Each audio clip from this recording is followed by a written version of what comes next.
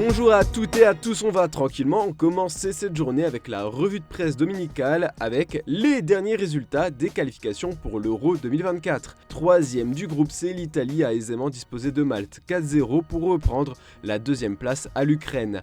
Dans un contexte particulier à cause du scandale des paris illégaux qui touche la squadra azzurra, cette victoire est bienvenue pour la presse italienne. Les Transalpins étaient dans l'obligation de l'emporter pour maintenir leur chance de se qualifier.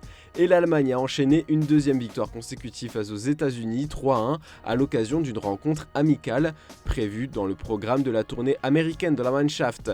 Pour sa première sur le banc du pays hôte de l'Euro 2024, Julian Nagelsmann a donc réussi ses débuts avant de retrouver le Mexique le 18 octobre prochain. Pour le quotidien Bild, le jeune manager est l'homme de la situation. Il va permettre à l'Allemagne de faire une grande compétition. Du côté de l'Espagne, on a hâte d'affronter Erling Haaland. Norvège-Espagne, c'est donc le choc de ce dimanche et la Rora a mis en place un plan anti-Haaland pour l'emporter. Et ce qui fait les gros titres en Angleterre, à part le rugby, c'est le coup de théâtre pour le rachat de Manchester United. Alors que la famille Glazer était en négociation avec Jim Ratcliffe, président d'Ineos et de l'OGC Nice, et le cheikh qatarien Jassim bin Hamad Al Thani quant à la vente du club mancunien, un nouveau rebondissement a eu lieu cette semaine.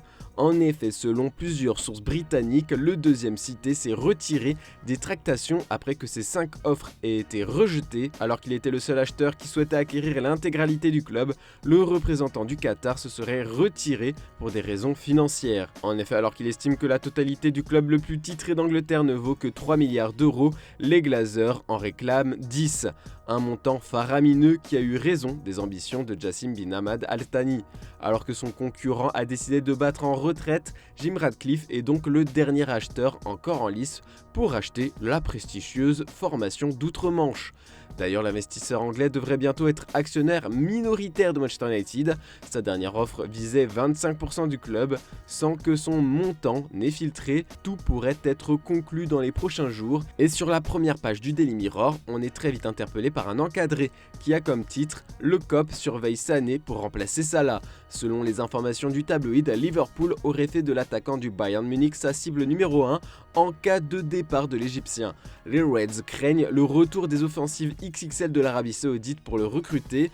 Du coup, il faut rapidement s'offrir son successeur. Les dirigeants anglais sont prêts à pulvériser leur record de transfert établi pour Darwin Núñez afin d'obtenir l'ailier allemand.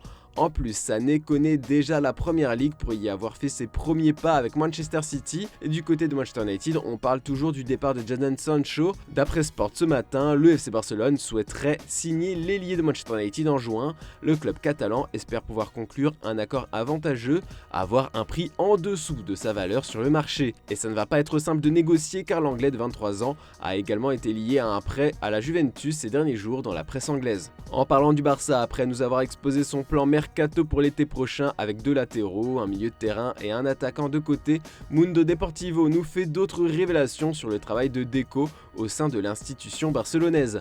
En ce moment, le Brésilien a la lourde tâche de devoir protéger l'avenir du club en négociant les prolongations de joueurs clés. Il doit donc assurer le renouvellement de l'épine dorsale de l'équipe, Ronaldo, Gavi et Pedri.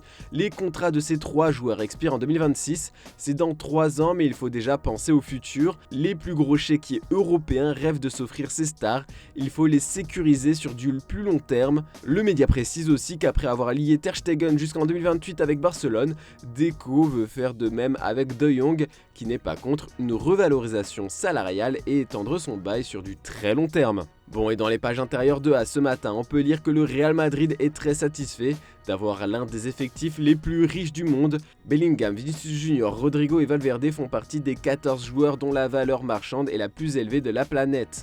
Ils font partie du club des joueurs à plus de 100 millions d'euros d'après le dernier rapport du média Transfermarkt. Camavinga et Tchouaméni sont aux portes de ce groupe restreint, mais bon, le club espagnol risque de perdre en expérience en 2024. À en croire les informations de Sky Sports, Manchester City aimerait beaucoup recruter Toni Kroos. Le joueur allemand tarde à prolonger avec le Real Madrid. il pourrait quitter le club sans indemnité de transfert en juin prochain. Les Sky Blues pourraient passer à l'action dès cet hiver d'après Defensa Central si la blessure de Kevin De Bruyne persiste. On parle de 13 millions d'euros pour convaincre les merengues de lâcher le milieu de 33 ans. Pep Guardiola a déjà entraîné Toni Kroos, c'était au Bayern Munich lors de la saison 2013-2014. Les deux hommes se connaissent bien, ce qui pourrait faire la différence dans la décision du joueur. On va terminer ce tour d'Europe avec quelques infos issues de la presse française tout de même. Le Parisien a partagé un article dans lequel on peut lire que Kylian Mbappé fait l'unanimité dans le vestiaire de l'équipe de France depuis sa nomination comme capitaine. Le journal rapporte qu'il fédère tout le monde autour de lui en interne. Il a ainsi remporté son bras de fer face à la Fédé concernant les droits à l'image, signant un deal aux côtés d'Antoine Griezmann pour que les joueurs aient plus de pouvoir et de liberté de ce côté-là. Plus qu'un capitaine en solitaire, il n'hésite pas à impliquer ses coéquipiers dans les décisions et les sonde sur de nombreux sujets.